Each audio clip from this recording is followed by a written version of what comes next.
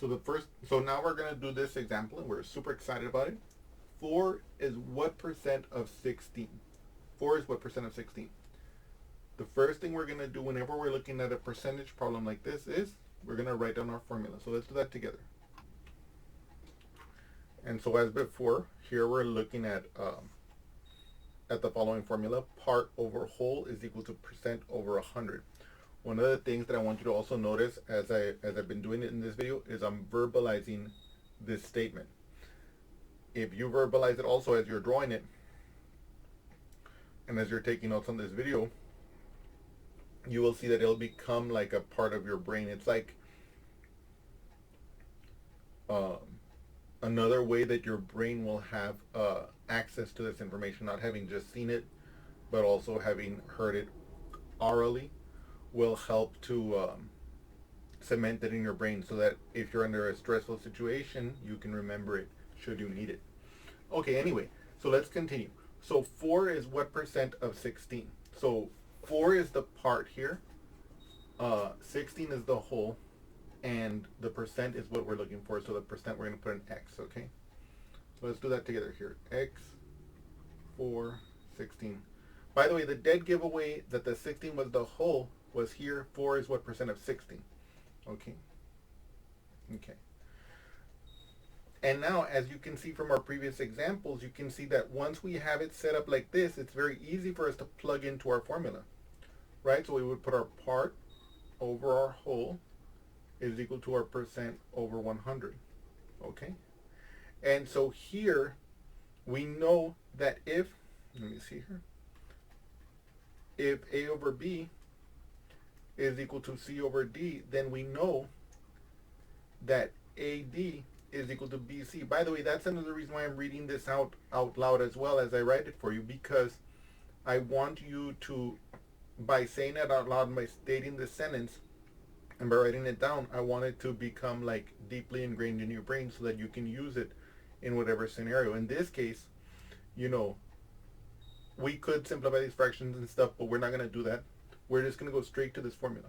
Now, of course, or I guess, you know what, after we do the calculation and we solve the problem, I'll show you how it could have been done if we were to simplify the fractions, okay? Just like an extra calculation, like appendix, we could think of it. So in any case, so if A over B equals to C over D, then AD will be 4 times 100. So that'll be 400. Oopsie. And that will equal to, as you can see here, 16 times x. Or in other words, 16x. Remember, whenever you put a number next to a letter, the implication is that that's multiplication. And the reason why we don't put a multiplication sign is, of course, one of the most commonly used variables is x. So if we put a multiplication sign next to an x, it might be seen as x times x, and so that would be confusing. Okay, so now look at this here. We have the expression, or the equation, 400 equals to 16x. What are we going to do about this? Well, in order to get the x by itself, we have to perform an operation that is opposite to what is occurring to it. In this case, you have 16 times x, so to get rid of the 16, we divide both sides by the 16. So the x is going to be 400 divided by 16. Now here, we need to calculate what is 400 divided by 16. Okay? Now, let's do that together. Let me move this to the side so we can do the division. Okay. So, whenever you're going to do a division, we want to do 400 divided by 16. The first thing you should always do is try and simplify it to lowest terms first. I know I can divide the top and bottom by 4. I will get 100 divided by 4. Why? Because 4 times 4 is 16, and 100 times 4 is 400. In other words, I divided the top by 4 and the bottom by 4. Now here, you can see I can also divide the top and bottom by 4, or if I know that 4 goes into, or let me see here. If I know that 4 goes into 125 times, then I can just write this as 25, right? And I know that 4 times 25 is 100. You can think of 4 quarters are in a dollar, right? A dollar is 100 cents. Each quarter is 25 cents, so 4 quarters make a dollar.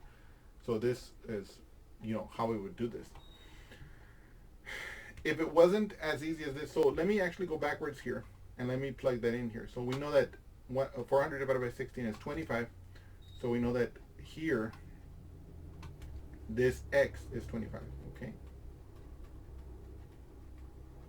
And if we wanted, well, not if, but we want to write this as a sentence usually. Okay, so 4 is, now we can say 25% of 16, okay? 4 is 25% of 16. Let me make a comment here. Let's assume over here, or I'm going to make a couple of comments. So for example, over here, we have 400 divided by 16. What if we wanted to just do that division like long form? How would we have done it? Let's say we didn't want to simplify or we couldn't simplify, whatever. How would we do it? Well, the way I would recommend you do it is to make a multiplication table with the 16. So this would be 16 times n, and our n will be 1, 2, 3, 4, 5, 6, 7, 8, and 9. Now this looks problematic and a lot of work, but once you've done it a few times, you'll get into the habit of it, and it'll make the division part a lot easier. So in other words, the way you're going to read this table is like this. If here n is 1, so 16 times 1 would be 16. 16 times 2 would be 32. And you can just add 16 to get the next row of this, to get the successive values in this table. We just add 16. So 32 plus 16 is 48. I add 16 again. 6 plus 8 is 14, so I bring down the 4, carry the 1. 1 plus 4 is 5, plus 1 is 6, so it's 64. I add 16 again, so 4 plus 6 is 10, so I bring down the 0, carry the 1. 6 plus 1 is 7, and then the 1 from the 16, that makes it an 8. Right, how did I do that? Let me show you here. So 64 plus 16. 6 plus 4 is 10, so I bring down the 0, carry the 1. 1 plus 6 is 7, plus 1 is 8. You see? That's how I got this value here. Now I add 16 again, I get 96.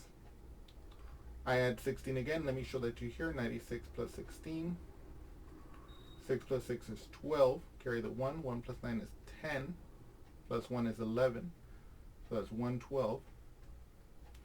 I add 16 to that, it'll be 8, 2, 1, and I add 16 again.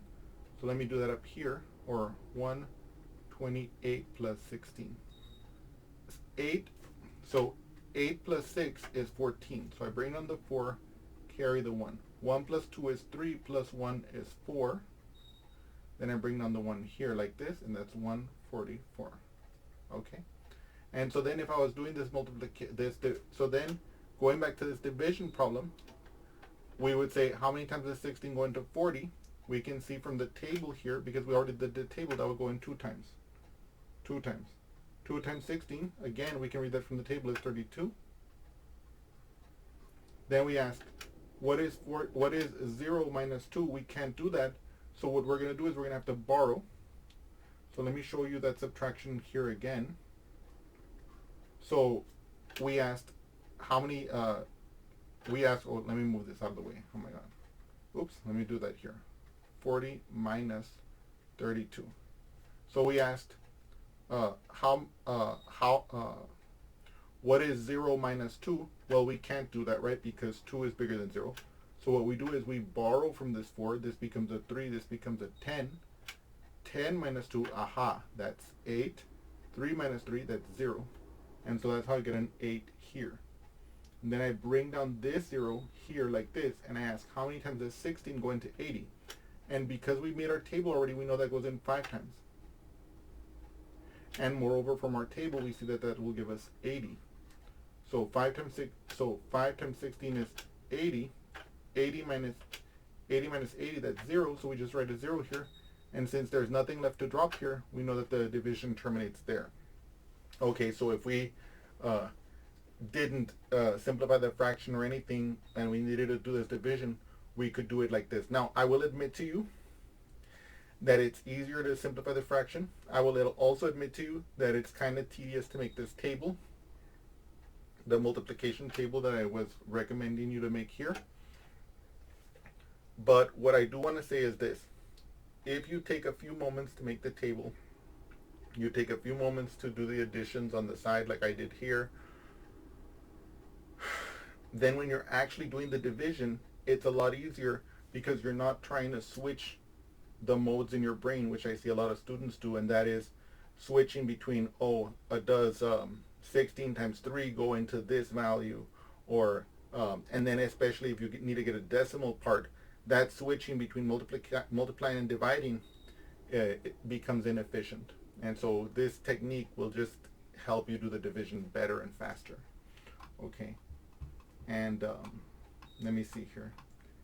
And I guess for now we'll leave this example there. I hope you've enjoyed it, and I look forward to seeing you again soon. Thank you so much.